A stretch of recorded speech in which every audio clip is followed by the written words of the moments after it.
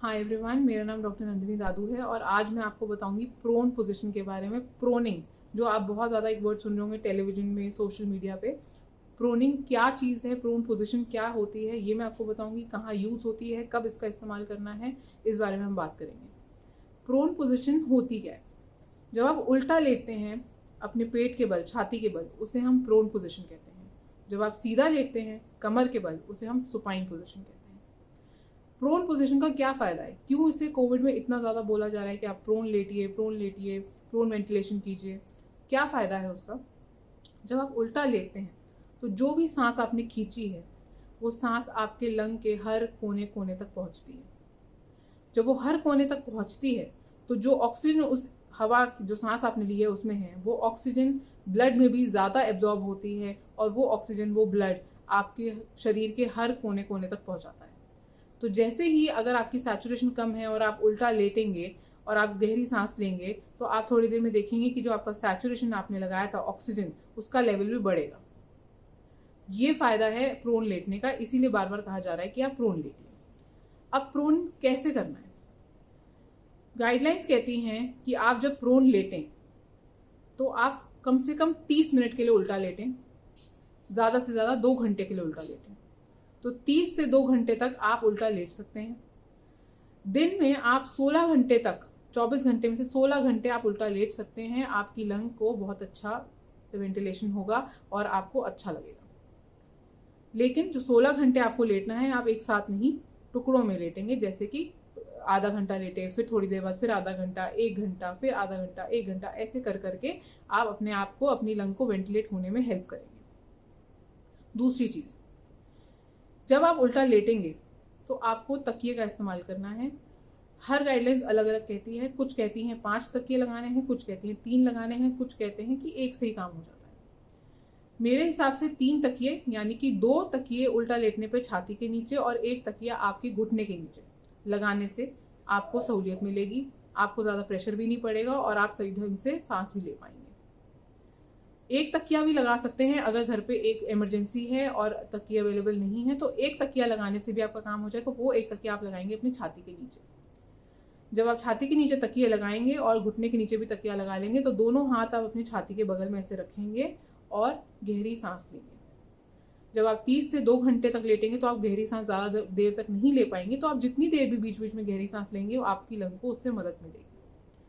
तो ये हो गई दूसरी बात। तीसरी बात, हर कोई उल्टा नहीं लेट सकता।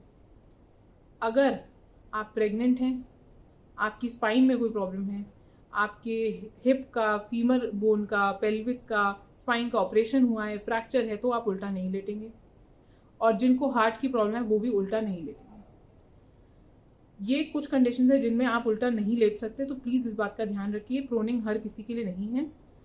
जिनके लिए प्रोनिंग नहीं है वो लोग अपने डॉक्टर से बात करेंगे कि हमें और क्या करना पड़ सकता है कि हमें सहूलियत मिले या हमें सांस लेने में मदद मिले।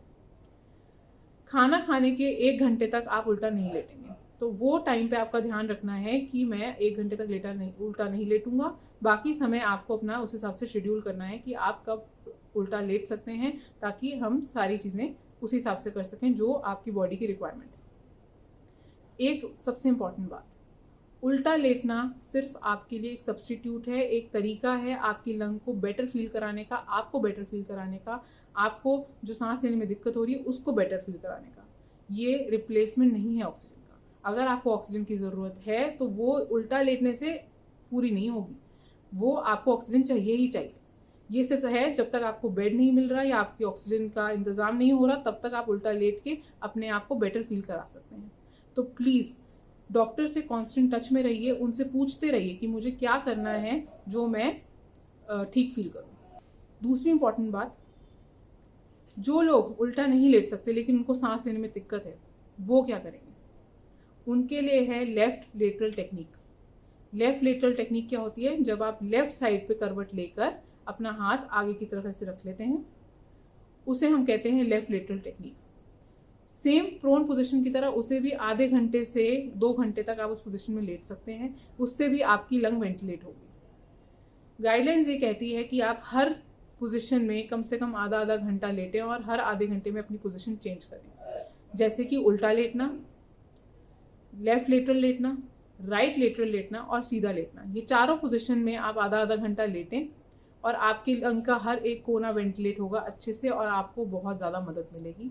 तो ये आप एक काम करिए कि अगर आपकी सैचुरेशन 94 है या 94 से कम है तो आप प्रोन पोजीशन में लेट सकते हैं।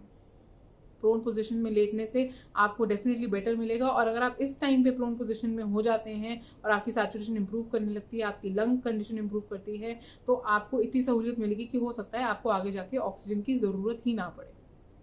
तो इन सब बातों का ध्यान रखते हुए प्रोन पोजीशन एक इंपॉर्टेंट चीज़ है। अगर आपका डॉक्टर कल को आपको बोले कि प्रोन पोजीशन में लेटे, आपको पता होना चाहिए कि वो क्यों कह रहा है, उस बात की क्या इंपॉर्टेंस है और आप वो कैसे करना है और कितने घंटे के लिए आपको कर सकते हैं।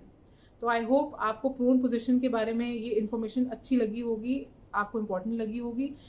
एक और इम्पॉर्टेंट चीज़ जो मैं आपको बताना चाहती हूँ कि जिन पेशेंट्स को जो खुद से प्रोन नहीं हो सकते, उनको प्रोन वेंटिलेशन का फ़ायदा कैसे होगा, आप उन्हें प्रोन पोजीशन में कैसे करेंगे।